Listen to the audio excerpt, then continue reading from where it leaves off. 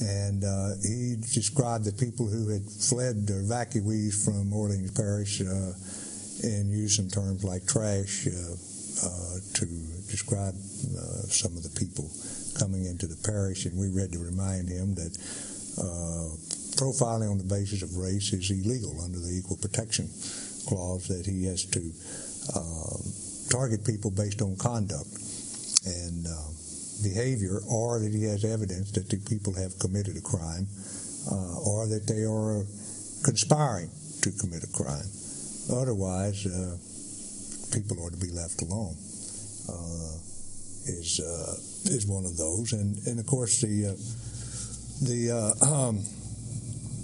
other issues relate to police misconduct, and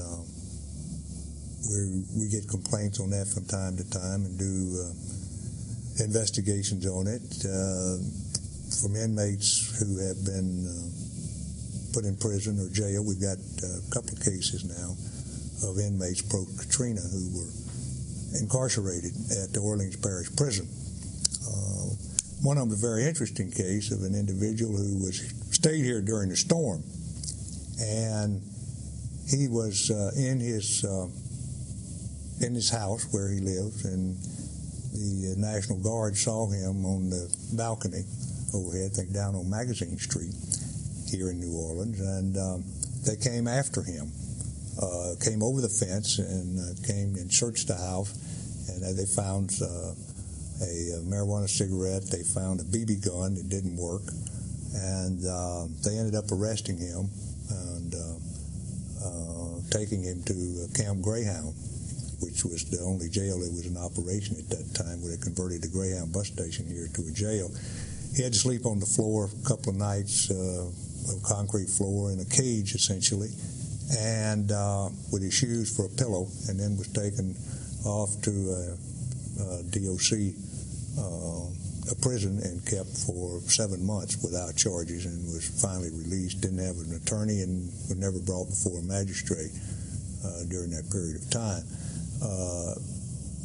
So there's a wide variety of cases that we've been involved in, and I guess another one that comes to mind here was one that was kind of fun, was a case when I first came. One of the first 4 cases we filed was a judge named Quirk, Thomas Quirk, over in Lake Charles, who was sentencing people to church. That was one of the options that he gave them to come in, and one of the gentleman's name was Thompson that came to us about this, and we filed a lawsuit, and that was one of the more interesting news. I think it was the name of the judge was kind of in line with the type of case. It was kind of quirky that a judge would sentence people to church.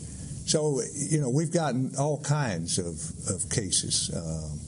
I think of another one that was over in New Iberia, was the skating rink case, where the sheriff decided that the music being played there, the rap music and other music, was inciting children to violence, and was harmful to them and to the community, and he closed down the skating rink. And one of the songs that was seized, the CDs, was Hokey Pokey. Another one was Britney Spears. And when we finally won that case, I used the term that it's hokey dokey now to play the hokey pokey. Okay, well, Michael, you were affiliated with ACLU during Joe Cook's tenure, and we've just sort of left you out of this discussion, but when we have a few minutes left, you want to tell us something about that you recall? Oh, about years with Joe. I remember, the skating rink thing was, that was really something. I mean, I couldn't believe it when the sheriff was deciding that this music was causing violence, and as Joe was bringing it up again and mentioning it, one of the the CDs with Britney Spears. Yeah. I'm beginning to think maybe Sheriff Hebert was right. I mean, look what's happened to Britney since. Her own music was the recent news has shown that she hasn't turned out so well. Yeah. But I know two of the things that, well, in my time of working with Joe at the ACLU, I was most proud of is a case we filed that was the first time the ACLU nationally had ever filed such a case against abstinence-only programs. And I worked a lot with that, and of course worked with Joe. Joe was the exec, and that was very important because we were the first state to ever file a suit against that program. And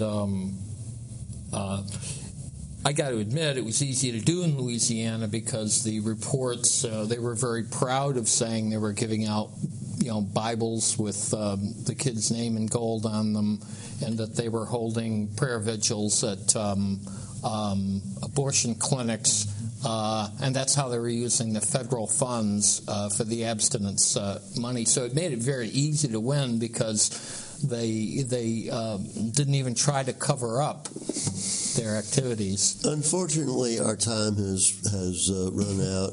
Joe, we thank you very much for being here, and we regret that the occasion is that you're going to be leaving us. You've been a good friend to our organization, and many of our people have also been supportive of the ACLU. I just want to say to the folks who are watching that we appreciate your being with us.